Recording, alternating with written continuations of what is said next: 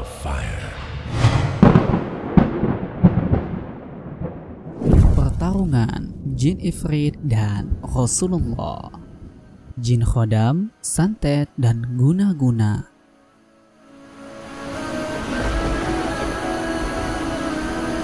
Jin Ifrit adalah salah satu jenis makhluk yang disebut dalam Al-Quran. Ifrit adalah golongan bangsa jin paling atas, sehingga sering dianggap sebagai raja bangsa jin. Ifrit artinya jin yang jahat. Jin Ifrit kadang digunakan seseorang untuk dijadikan khodam atau pembantu manusia, dijadikan pembantu para dukun dan tukang sihir untuk menyantet, guna-guna, dan mengganggu kehidupan orang lain.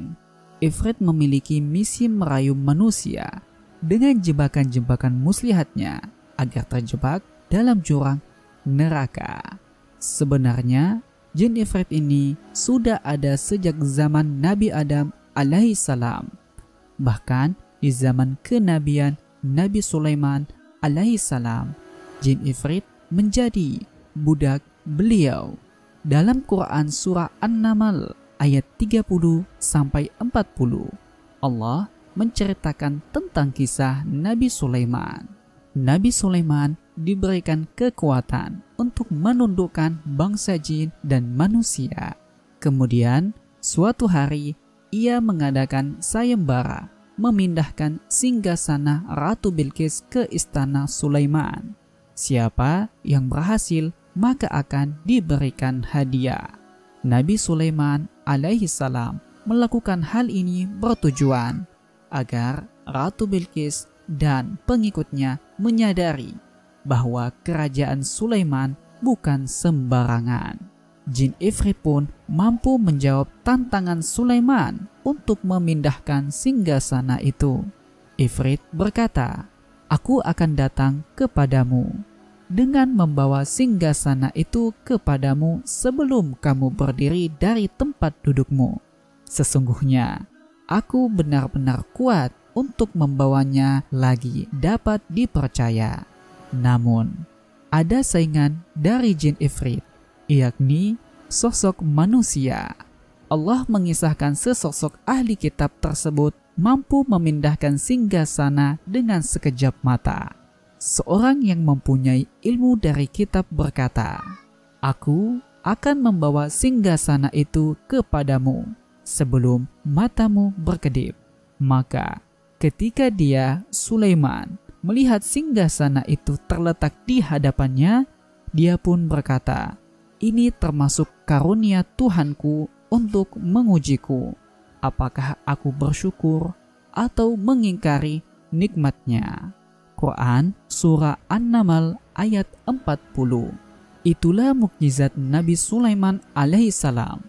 Kerajaan yang ia miliki tidak ada tandingannya dan bandingannya di antara para penguasa dan raja di atas bumi hingga hari kiamat. Allah Subhanahu wa Ta'ala memberi kekuasaan pada Nabi Sulaiman untuk menguasai dan menundukkan jin, bahkan mempekerjakan jin dan menghukumnya jika menentang. Suatu mukjizat yang tidak dimiliki oleh manusia lain.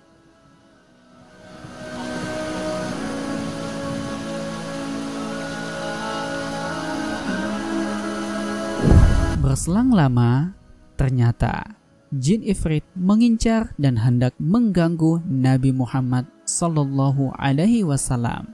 Peristiwa itu terjadi saat Isra Mi'raj Nabi sallallahu alaihi wasallam dan saat beliau sholat. Di perjalanan Mi'raj Nabi dari Masjidil Aqsa ke Sidratul Muntaha, Jin Ifrit hendak menggagalkan perjalanan Nabi tersebut. Datanglah Jin Ifrit membawa obor api untuk mengganggu perjalanan beliau. Dalam situasi penting ini, Malaikat Jibril berkata, "Berkenankah engkau, wahai Nabi, untuk saya ajarkan satu kalimat doa?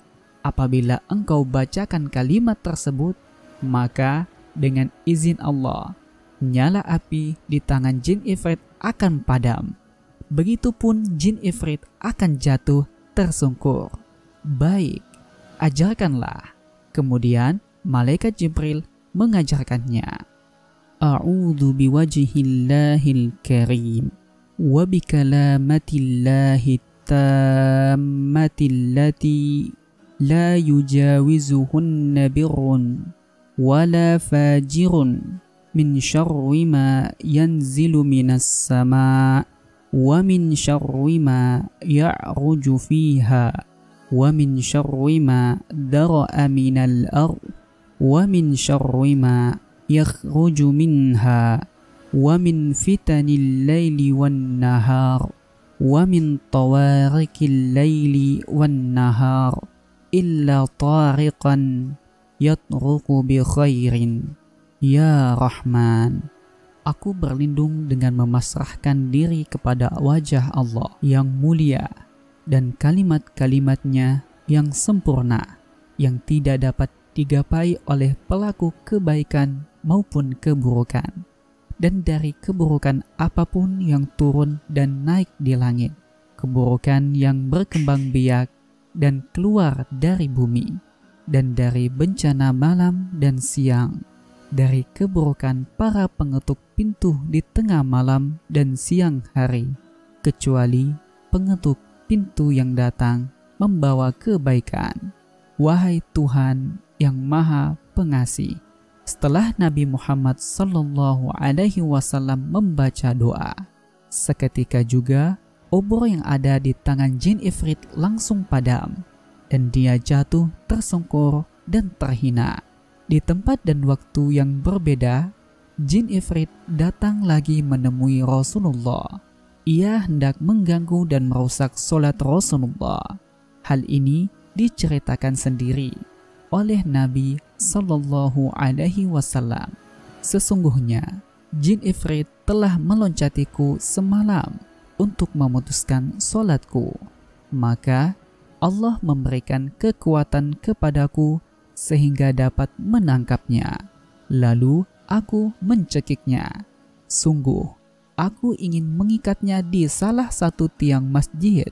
Lalu pada pagi harinya kalian semua bisa melihatnya. Beliau bersabda lagi, namun aku teringat akan doa saudaraku Nabi Sulaiman. Ya Rob, anugerahkanlah kepadaku kerajaan yang tidak dimiliki oleh seorang pun sesudahku. Maka beliau pun melepaskan jin ifrit dalam keadaan hina. Tujuan Rasulullah Sallallahu Alaihi Wasallam saat itu adalah untuk menjadikan jin tersebut mainan anak-anak di Madinah. Namun beliau mengurungkan niatnya sebab teringat dengan doa yang pernah diucapkan oleh Nabi Sulaiman. Karena jika hal itu beliau lakukan, berarti beliau telah menguasai jin. Sementara kemampuan bisa menguasai jin merupakan keistimewaan Sulaiman alaihi salam. Akhirnya jin ifrit pun dilepaskan oleh Rasulullah Sallallahu Alaihi Wasallam. Dalam riwayat lain pun, Aisyah radhiyallahu anha berkata, ketika Rasulullah salat, datanglah jin kepadanya. Lalu Rasulullah menangkapnya, membantingnya dan mencekiknya. Rasulullah kemudian bersabda, sampai aku rasakan lidahnya yang dingin di tanganku. Itulah pertarungan jin ifrit dengan Rasulullah. Bangsa jin dahulu dikatakan dapat menduduki beberapa tempat di langit dan mendengarkan berita-berita dari Allah. Setelah diutusnya Nabi Muhammad Sallallahu Alaihi Wasallam, maka mereka tidak lagi bisa mendengarkannya karena ada barisan yang menjaga rahasia itu. Semoga dapat menambah wawasan Anda.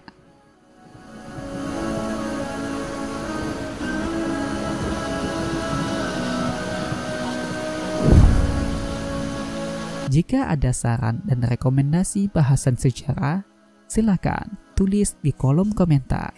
GNN Indonesia.